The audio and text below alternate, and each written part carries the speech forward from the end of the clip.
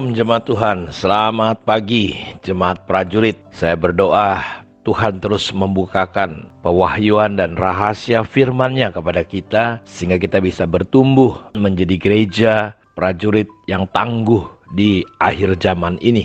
Kita bisa memenangkan peperangan demi peperangan secara rohani. Kita tidak menjadi tawar hati, kalah, tetapi kita menjadi pemenang-pemenang. Karena kita adalah jemaat prajurit, kita sudah belajar bahwa pentingnya kita meminta kepada Tuhan, sehingga Tuhan membangkitkan kita dengan roh-Nya. Karena itu kita ingin belajar hari ini bagaimana kita bisa menjadi prajurit yang tangguh. Bagaimana kita rahasianya untuk bisa menjadi prajurit Kristus, jemaat Tuhan yang tangguh. Mari kita akan membaca kembali dari 2 Timotius pasal 2 ayat 1-6. Sebab itu hai anakku, jadilah kuat oleh kasih karunia dalam Kristus Yesus.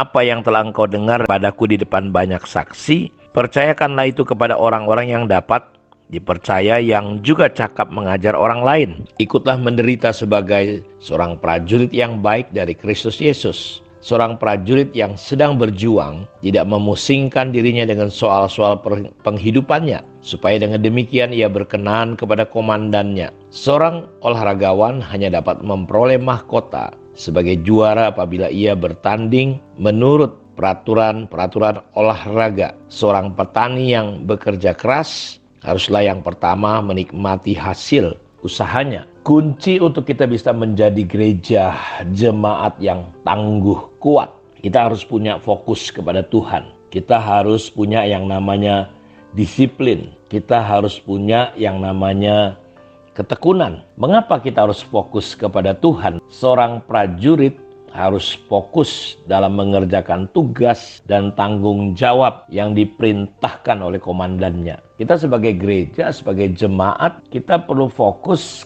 karena kita harus menjalankan tanggung jawab kita. Dan kita bukan sekedar hidup, apalagi sembarangan hidup. Kita diciptakan jauh sebelum dunia ada, jauh sebelum kita ada, kita sudah ada.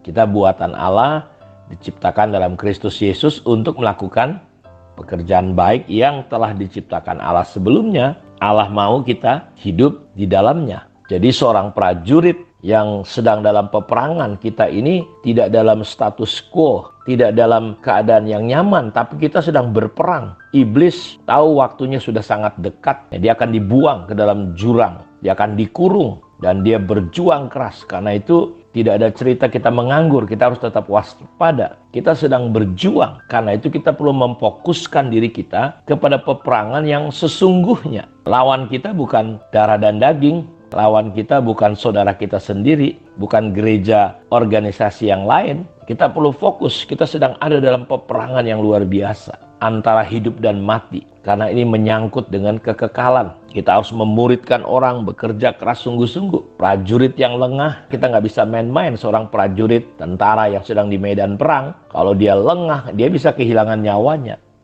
Karena itu kita perlu fokus kepada Tuhan, karena Tuhan adalah komandan kita. Kita harus setia taat melakukan perintahnya. Seorang prajurit yang sedang berjuang tidak memusingkan dirinya dengan soal-soal penghidupannya, supaya dengan demikian ia berkenan kepada komandannya.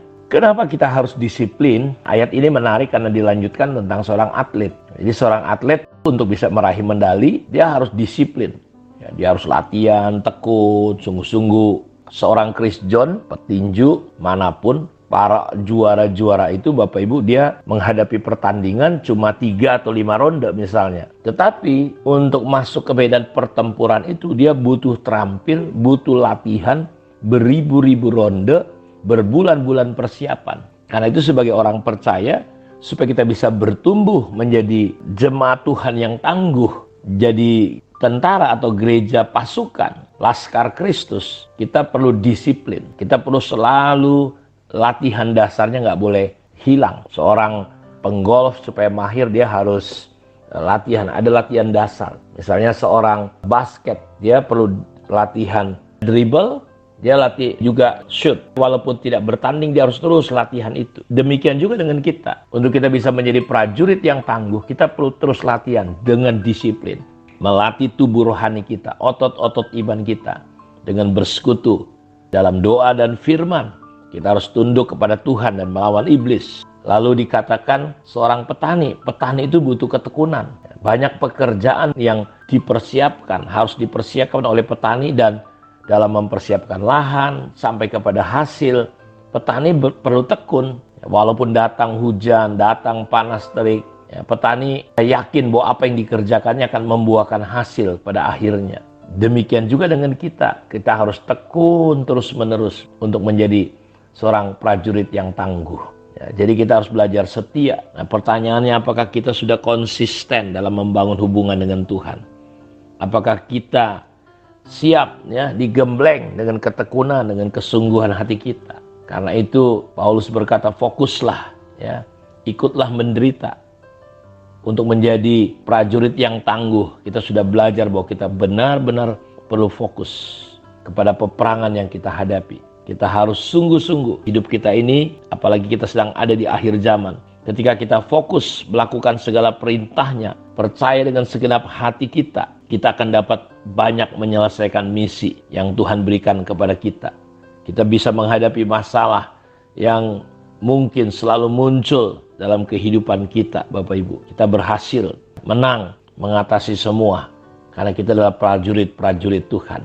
Dan kita sudah belajar bahwa disiplin tadi itu begitu penting. Karena itu kita perlu melatih diri kita berdoa, membaca Alkitab, beribadah. Ingat ya, di akhir zaman dalam Ibrani 10 ayat 25, janganlah kita menjauhkan diri dari pertemuan-pertemuan ibadah seperti dibiasakan oleh beberapa orang. Hari-hari ini ada banyak orang gak bisa tekun, gak bisa setia. Ingat, orang yang sederhana, orang yang tekun, orang yang setia bisa mengalahkan orang yang hebat. Saya kenal, tahu banyak orang hebat, tapi dia nggak tekun. Saya belajar mengerjakan segala sesuatu, menggembalakan jemaat, membuat saat teduh seperti kayak begini tiap hari. Itu nggak mudah, tapi saya belajar tekun. Banyak orang bikin, wah hebat, bagus. Kami bikin saat teduh ini sangat sederhana sekali. Ada orang pinter, jago, tapi dia nggak tekun. Sebulan, 2 bulan, kita udah jalanin ini hampir 2 tahun, Bapak Ibu. Tidak mudah, saya katakan. Apalagi Bapak Ibu di dalam hal-hal rohani. Beberapa orang katanya seperti dibiasakan oleh beberapa orang, mereka meninggalkan ibadah, nggak tekun, nggak setia. Seperti yang terjadi gara-gara COVID, kita tidak lagi mengerjakan pekerjaan-pekerjaan yang harusnya kita kerjakan. Justru semakin Tuhan mau datang, ayat ini berkata, marilah kita saling menasihati, semakin giat melakukannya menjelang hari Tuhan yang makin dekat. Jadi Bapak Ibu, kita perlu belajar dengan seorang petani yang tekun, tidak jemu-jemu, dia membajak, dia jagain, dan hasilnya itu pasti.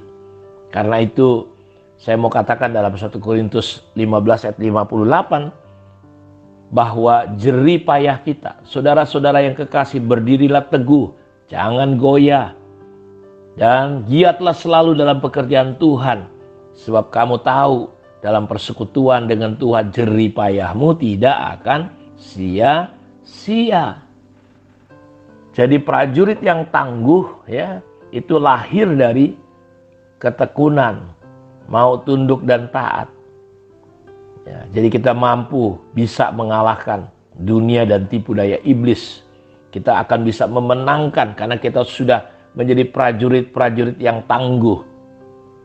Kita menjadi prajurit-prajurit yang sudah terbentuk sedemikian rupa hatinya, pikirannya, otot imannya.